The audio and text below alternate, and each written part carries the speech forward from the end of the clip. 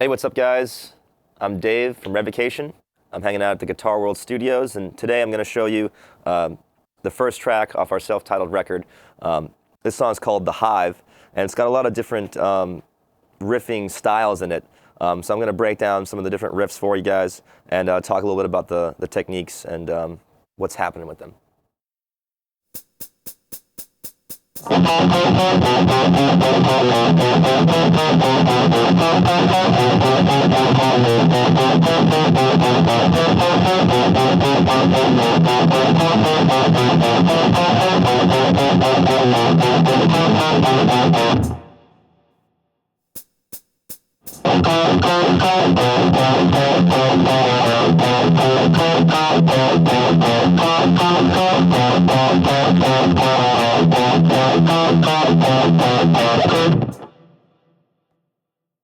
So yeah, this riff, it's got a lot of stuff happening chromatically, and it's all over like an ostinato bass. So it's essentially going from like a F sharp to an F. Keep in mind I'm tuned half step down, E flat standard. So,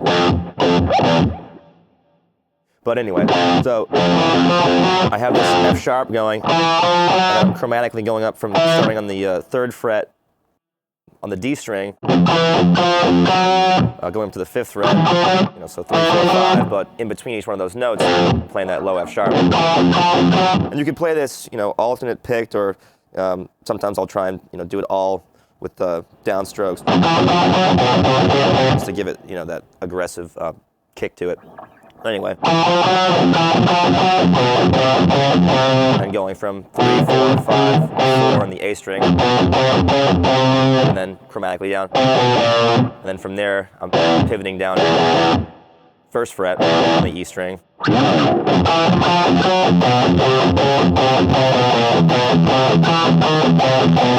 I'm going up, so that's, so it'd be 2, 3, 4, 3, 2, 4, 3, 2, all with that F in the bass in between each one of those. So it has this cool little, bouncing back and forth, kind of ping-ponging effect between the higher chromatic notes and that static F sharp and F. If I were to play that all over it,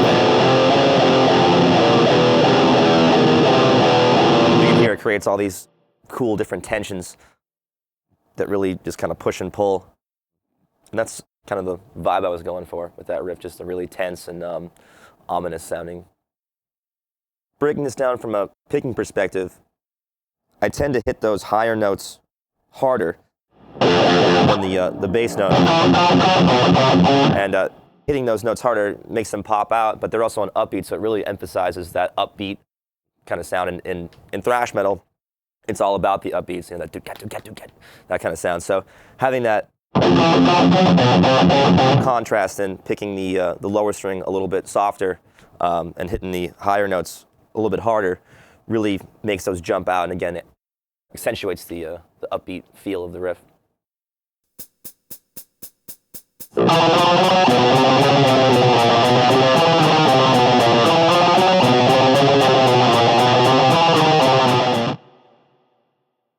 So on top of that upbeat riff, I also, halfway through, I think, I put in like a trem picking part, which is essentially just playing all those notes,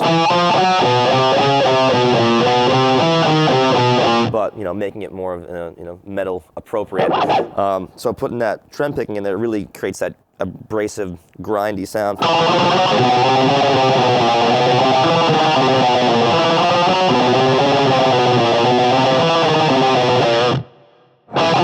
And again, it just accentuates that higher up melody even more. And with the other riff playing that, the upbeat with the ostinato bass, it creates this cool, not quite a counterpoint, but just a different flavor to the riff that just kind of adds an extra layer on to make it sound a little bit more interesting. So it's not just the same thing over and over again. That's something I like to kind of play with when I'm writing and composing.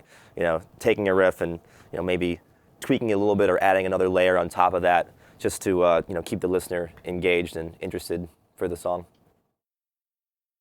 So if we're looking at more my right hand here,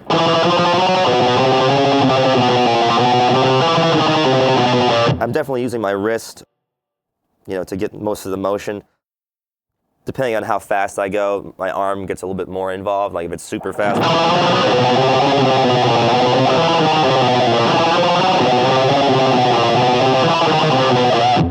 I'm doing more arm. But basically, you just build up that technique by playing slow with the metronome, just getting the click out and doing just a... or even slower, and then slowly, you bump up increments of like 2 or 3. Don't try and take it like, oh, I got it good at 80. Let me bump it up to 120. Try and incremental progress is really the key with that. One of my old teachers told me that if you can't play something slow, you can't play it fast. Sometimes you might hear someone, they can kind of play through it. But if you slow it down and break it down and you're missing some notes, it's always good to work with that metronome and really say, oh, okay, when I'm going from maybe it's from the switching strings, you might get a little tripped up or this or that. So working with the metronome and really, watching your playing will really help. I know I still do it all the time with riffs or solos, just taking it slow, and it's one of those constant things that just needs to be part of your practice routine. It's always sort of been beneficial to me. So how I'm holding my pick, I tend to leave a little bit of the meat of the pick out. That way, if I choke up on it too much, I might be getting some weird like harmonics and stuff like that, which is a cool sound to get for sure if that's what you're going for. It's definitely a different sound, creates these different overtones and whatnot. But if you really want more of the note there, I'm really trying my best to get a good portion of the pick out there in contact with the string, mainly just so my thumb isn't hitting the string, creating any kinds of harmonics. So the next riff after that is the verse riff, and it's just a permutation on the intro riff. So here it is.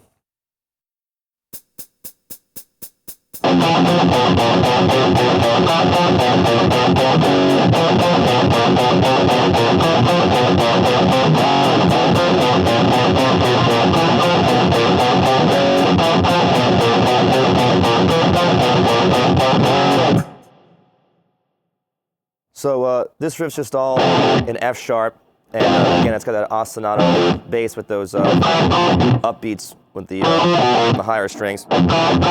So I play it slow. You can see it's going back and forth between. And then into that G power chord there. So that's 3rd fret, 4th fret on the D string, and then 3, 2, 3, 4, 3, 2 on the A string. All of that, again, that F sharp in the bass. And it's essentially the same thing every time. The only difference is the endings are punctuated a little bit differently. So the first ending is a full-on G power chord, and then the second is just a G power chord, but instead of starting on the bass, I'm starting on the 5th, so it gives that kind of do a slide into it, just to put a little bit more stank on it and attitude, but it's essentially the same chord. So the next riff in the song is the chorus riff, and it's got this cool sliding tritone thing happening with some harmonic pops to it. So here it is.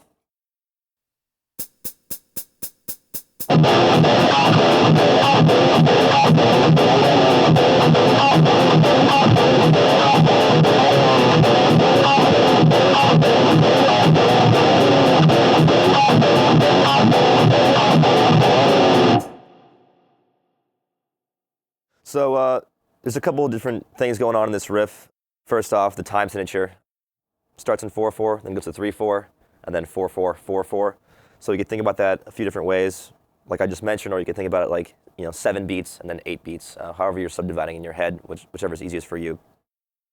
The actual riff itself, it's got this tritone thing here. If you can, it's easy for you to think of tritones. It's just like a power chord, just flatting the 5th, gives it more of an abrasive sound. It's got a pickup note on the E. I'm sliding in, and then I'm hitting a harmonic somewhere around the 3rd fret. Give that sort of weird, abrasive sound. And then I'm sliding down, again with the tritones, starting on the 4th fret on the E string, sliding to the 2nd fret, chromatic.